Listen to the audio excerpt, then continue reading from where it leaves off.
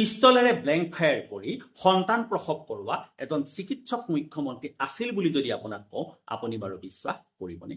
আপুনি যদি বিশ্বাসো নকৰে তেতিয়াহ'লে উপায় নাই, কাৰণ সেইজন মুখ্যমন্ত্ৰী আছিল আমাৰ ভাৰত মুলুকৰে এখন অংগৰাজ্যৰ এজন মুখ্যমন্ত্ৰী। এই ব্যক্তিজনৰ নাম আছিল ডাক্তৰ বিধান চন্দ্ৰ ৰয়।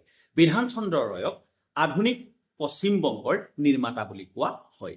ৰাজা ৰামমোহন ৰয়ক আধুনিক ভাৰতৰ বাটকটীয়া বুলি কোৱা হয়। ঠিক তেনেদৰে ডাক্তৰ বিধান চন্দ্ৰ ৰয়ক আধুনিক পশ্চিমবংগৰ নিৰ্মাতা বুলি কোৱা হয়।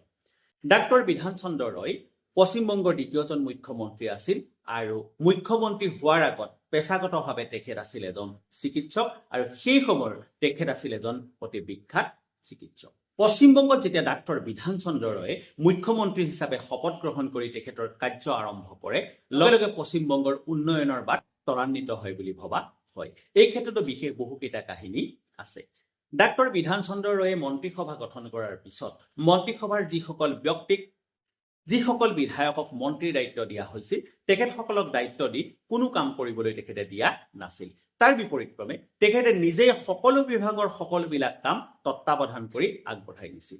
এনেকুৱা পৰিস্থিতিও কেতিয়াবা সৃষ্টি হৈছিল যে বিধায়কসকলে গৈ ডাক্তৰ বিধান চন্দ্ৰ ৰায়ক আপত্তি কৰিছিল গৈ যে ছাৰ, আপুনি আমাক মন্ত্ৰিত্বৰ দায়িত্ব দিছে, কিন্তু আমাৰ হাততচোন কৰিবলৈ একো কাম নাই। তেতিয়া হেনো বিধান চন্দ্ৰ ৰয়ে সেই বিধায়কসকলক প্ৰবোধ দিছিল যে আপোনালোকে মন্ত্ৰিত্ব পাইছে, আপোনালোকে মন্ত্ৰিত্ব উপভোগ কৰক আৰু মই মোৰ ধৰণে এনেকুৱা কিছুমান কাম কৰিম। আৰু সৌভাগ্যক্ৰমে বিধান চন্দ্ৰ ৰয়ে যিখিনি কাম বন কৰিছিল, সেই কাম বনখিনি যুগান্তৰকাৰী কাম বনত পৰিণত হৈছিল আৰু বৰ্তমান সময়ত যিখন আমি উন্নত পশ্চিমবংগ দেখিবলৈ পাওঁ, সেই পশ্চিমবংগৰ যি সপোন, সেই সপোনটোক পুষ্পে পত্ৰে বিকশিত কৰাৰ সম্পূৰ্ণ দায়িত্ব বিধান চন্দ্ৰ ৰয়ে গ্ৰহণ কৰিছিল। আজিৰ তাৰিখতো পশ্চিমবংগৰ বিভিন্ন চুকে কোণে যদি আপুনি চাই, বিধান ৰয় মাৰ্কেট বুলি বিভিন্ন ধৰণৰ বজাৰ আপুনি দেখিবলৈ পাব। এতিয়া আহোঁ আমাৰ আজিৰ ভিডিঅ'টোৰ মূল কথাটোলৈ। কথাখিনিৰ সত্যাসত্য কিমান মই আপোনাক দি ক'ব নোৱাৰো, কিন্তু মই পঢ়িবলৈ পাইছিলো ডাক্তৰ বিধান ৰয়ৰ জীৱনৰ এটা বিশেষ ঘটনা সম্পৰ্কে, যিটো ঘটনাত তেখেতে পিষ্টলেৰে সৈতে ব্লেংক ফায়াৰ কৰি এগৰাকী মহিলাক সন্তান প্ৰসৱ কৰাইছিল। ঘটনাটো আছিল এনেকুৱা, সেই সময়ত ডাক্তৰ বিধান চন্দ্ৰ ৰয়ে মুখ্যমন্ত্ৰী হিচাপে কাৰ্যনিৰ্বাহ কৰি আছিল। হঠাৎ তেওঁ খবৰ পাইছিল যে তেওঁ চুবুৰীয়া এগৰাকী মহিলাই প্ৰসৱ বেদনাত কাতৰ হৈ আছিল আৰু সেই মুহূৰ্তত মহিলাগৰাকীয়ে ইমানেই যন্ত্ৰণা পাইছিল যে তেওঁ সন্তানটি প্ৰাকৃতিকভাৱে জন্ম দিব নোৱাৰিম বুলি মনে মনে ভাবি লৈছিল আৰু তেওঁ নিজৰ মৃত্যু কামনা কৰিছিল। এই খবৰটো যেতিয়া ডাক্তৰ বিধান ৰয়ৰ কাণত পৰিছিল গৈ, তেওঁ নিজৰ ঘৰৰ পৰা ওলাই সেই মহিলাগৰাকীৰ কাষত থিয় দিছিল। সেই সময়ত মহিলাগৰাকীয়ে এষাৰ এই কথা কৈছিল, ছাৰ, আপুনি মোক মুক্তি দিয়ক, মই আৰু ইমান বেদনা, ইমান যন্ত্ৰণা মই সহ্য কৰিব নোৱাৰো। তেতিয়া ডাক্তৰ বিধান ৰয়ে এনেকুৱা এটা কাম কৰিছিল, যিটো কামৰ কথা শুনিবলৈ হলে মানুহ আচৰিত নহয় নোৱাৰে।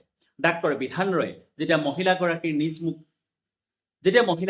নিজ মুখে বাৰম্বাৰ কৈছিল যে তেওঁ সন্তানটি জন্ম দিয়াতকৈ তেওঁ মৃত্যু বিচাৰে, তেতিয়া ডাক্তৰ বিধান ৰয়ে নিজৰ পকেটৰ পৰা পিষ্টলটো উলিয়াই লৈছিল আৰু তোমাক যদি মৃত্যু লাগে তেতিয়াহ'লে তোমাক মই মৃত্যুকে দান কৰিছো বুলি তেওঁ পিষ্টলটোৰ পৰা ব্লেংক ফায়াৰ কৰিছিল। ব্লেংক ফায়াৰ কৰাৰ লগে লগে মানুহগৰাকীয়ে মৃত্যুৰ ভয় আৰু প্ৰসৱ বেদনাৰ ভয়, এই দুইটাৰ মাজত দ্বন্দ্ব হৈ সন্তানটি হঠাৎ তেওঁ প্ৰসৱ কৰিছিল। এই কথাটো কিমান সঁচা, তাৰ সত্যাসত্য কিমান, এই কথা মই নাজানো, কেৱল মাত্ৰ মই পঢ়িবলৈহে পাইছো। যদি এইটো কিংবদন্তি, সেই সম্পৰ্কেও মই আপোনাক দি একো ক'ব নোৱাৰিম, কিন্তু এইটো কথা ঠিক যে ডাক্তৰ বিধান চন্দ্ৰ ৰয় এজন বিশেষ ধৰণৰ ব্যক্তি আছিল। কলিকতাক চিটি অফ জয় বুলি কোৱা হয়। ইংৰাজীৰ এটা বিশেষ বাক্য কলিকতাক লৈ কোৱা হয়, বাক্য নেভাৰ ডিপ্ৰাইভছ এনিবডি। আমিও আশা কৰিম কলিকতা পূৰ্বৰ দৰে এখন ঔদ্যোগিক চহৰ হৈ থাকক, কলিকতা সদায় এনেকুৱা এখন চহৰ হৈ থাকক, এখন চহৰে অন্তত কাকো কৰ্মসংস্থানৰ পৰা বঞ্চিত নকৰক।